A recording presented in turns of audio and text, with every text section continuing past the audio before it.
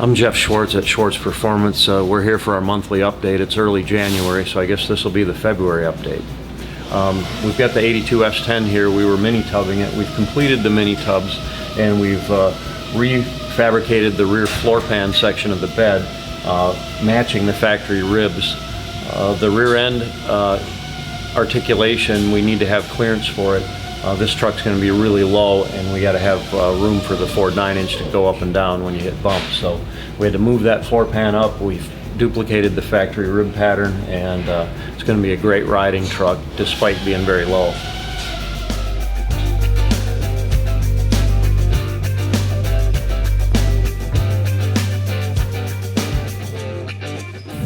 Since this truck's going to be so low to the ground, we also fabricated a new floor pan and a new trans tunnel for the T56 Magnum.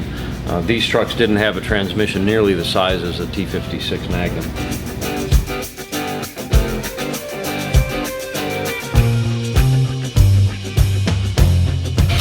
This 52 Ford truck is coming along. We've finished all the refabrication of the doors and lining up things. We had to make sure that door was parallel to the weather strip surface so it seals good on the bottom of the door. And then we're mocking up the seat and the steering wheel. Customers coming in today to test fit everything, make sure it fits him. This has the Boss 302 Coyote and of course a Schwartz chassis. We extended the cab 6 inches as we talked about on previous episodes, and that's all done in metal here. We've got stainless steel bed strips going in there without the carriage bolts, so it's got like studs that slide in underneath, so you get a nice smooth look and there's no carriage bolts going through the stainless strips. It's going to have some kind of exotic wood done on the bed. We're not quite sure yet. We've got these really slick stainless steel tailgate latches, and they just latch like that. Clean inside the truck. You got nothing on the outside. This 69 Cougar, the guy who owns it, his grandmother bought this car brand new, and it was a 351 Cleveland 4-speed, and she drove it every day till she couldn't drive anymore. And he acquired it after she passed away, and he's won Hot Rod Drag Week. So Tom Bailey, you might have heard of him. He's going to come out and play with us doing autocross and road race stuff. And this is a tribute car to his wife who recently passed away tragically, and we're really looking forward to how this thing turns out. We built the chassis for it, and I believe it's going to Sled Alley after this to have some massive body modifications done. But beautiful car, great story behind it, and looking forward to see this one on the road.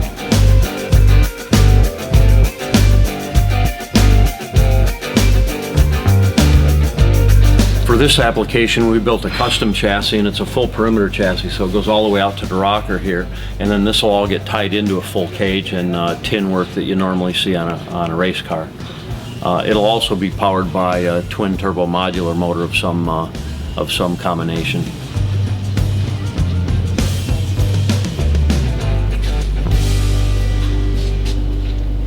70 Chevelle convertibles coming along. This is a 632 big block. We've completed the fabrication of the headers and the exhaust on here, and we're just doing the final build of all the components on it. We build everything and then blow it apart and paint it. So.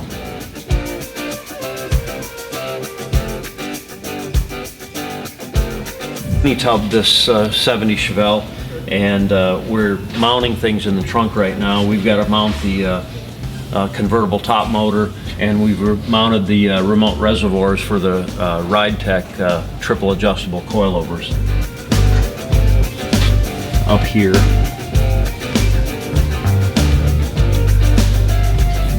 This 55 Chevy's a nice car. It's got some upgraded suspension on the stock chassis, as well as a really nice leather interior and a nice paint job. Pretty good stance. The customer decided he wanted a roll bar put in the car, and he wanted to change the color of the interior, so it's going to get gray leather interior. And then instead of the 5.3 liter engine that had the LS2 coil covers on it, it's getting a full-blown Schwartz 675 horse LS7 along with a 4L80E transmission. The LS7 that just came in for the 55 Chevy We are waiting for an oil pan to fit the stock chassis. The LS7 dry sump pan won't quite clear, so we have a special pan coming that'll clear the stock chassis and still maintain the dry sump oiling system. A lot of guys try to eliminate the dry sump on the LS7, but it generates more horsepower and it's more reliable, so we keep the dry sump on the LS7. We've also removed the fuel tank, and this already had an LS conversion in it, so it's got a fuel pump in the tank, electronic, but we need to up that fuel pump to handle the 675 horsepower, so we had to pull that apart, and then we'll be putting a upgraded fuel pump in there. This 59 Chevy is nearly completion. It's going to hit the World Wheel Circuit this year. It's got a Schwartz 520 horse LS3 in it, along with the Schwartz G-Machine chassis. It's got a really nice leather interior. Ken's Classics in Wisconsin did the body and paint on this car, and it turned out fabulous. We've got some really cool valve covers on here. They're billet specialties that actually enclose the coil inside another cover. So we haven't made the wires yet, but they basically come out here, and the cover looks like a traditional small block.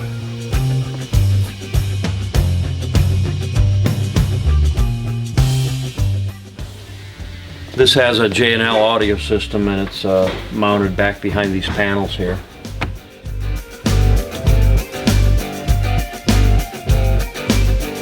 The underside of this trunk lid was also smoothed out. It looks really nice. It would have been a shame to cover that in leather, the phenomenal metal work that was done there. This 69 Camaro came in for a few upgrades. We just put a fresh set of headers on it, as well as we did a T56 Magnum swap in it behind the big block. Wait, I thought this car was given away. Well, actually it was given away at the SEMA show. However, Raybestos needs it for a few more shows for promotional purposes, so we're getting it ready for the next event, which is the Keystone show in February out in Washington, D.C. And then we're going to the Lordco show in Canada, Vancouver, British Columbia. So you'll see the car at those two venues, and then it's going to its new owner the 1st of May, Brian Williams. Wish him a happy birthday, May 11th. This is the 71 Cutlass that we built about 8 years ago, and we talked about it a couple months ago. It had a little oops at Road America, but the car's all back together now, and it's been freshly repainted. Looks like $1 million, and we're going to put a set of fresh tires on it and charge up the air conditioning, and it'll be ready to go real soon. One of the unique things we did with this car was we made the air cleaner look like a standard 4-barrel on an LS7. We actually bored and stroked the engine to be the exact same bore and stroke as a 455 Olds, which is 4 1/8 inch bore and a 4 1/4 inch stroke. And then also we made the factory air cleaner fit on top of it. And the interesting thing is we didn't just put a 4-barrel throttle body on it, we actually put the drive-by-wire factory throttle body and the mass airflow sensor, and we were able to fit that underneath the hood.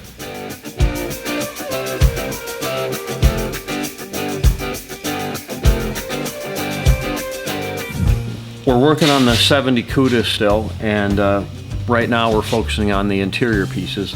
This is a rendering of what the interior is going to look like. It's got a lot of features that like you'd see in a German luxury car. Leather interior, brushed aluminum door handles. We've made up patterns on the door panel out of cardboard, and we have brushed aluminum grab handles here that Jim has already fabricated, and then we've got the BMW door handles here. These will get a brushed finish on their latches as well. We've also done the same thing with the instrument panel and the console. This stuff will get fabricated out of aluminum, and then it'll get wrapped with leather.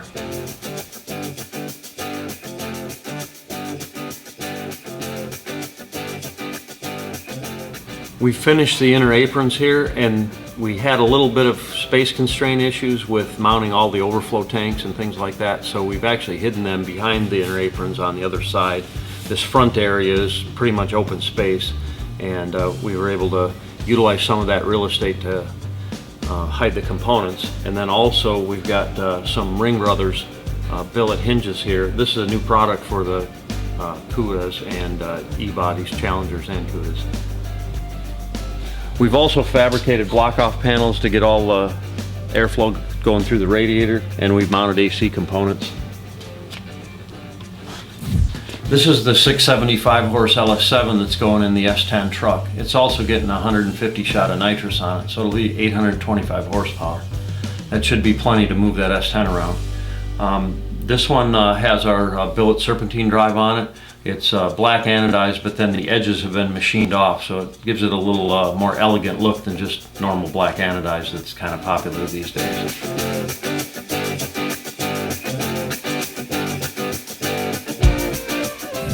This is one of our G-body chassis, which has become very popular. This one's going under an 84 Regal, and it's going to Tennessee. This one has a height independent rear suspension that we offer as an option on the car for those that have to have everything.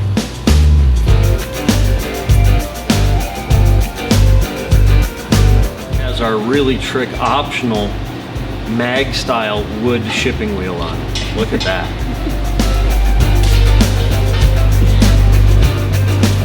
Right here we've got a Tri-5 Chevy chassis. This one's going under a 57 Chevy.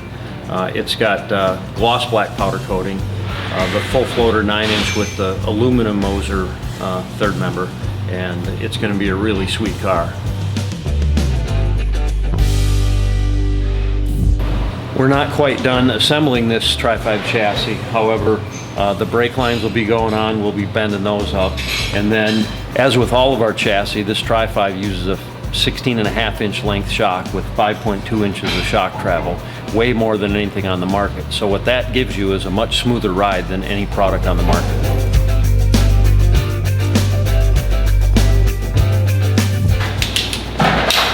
As usual, we got a lot of chassis in production. Most of these are waiting for parts to come in so we can do final assembly and send them out for powder coating.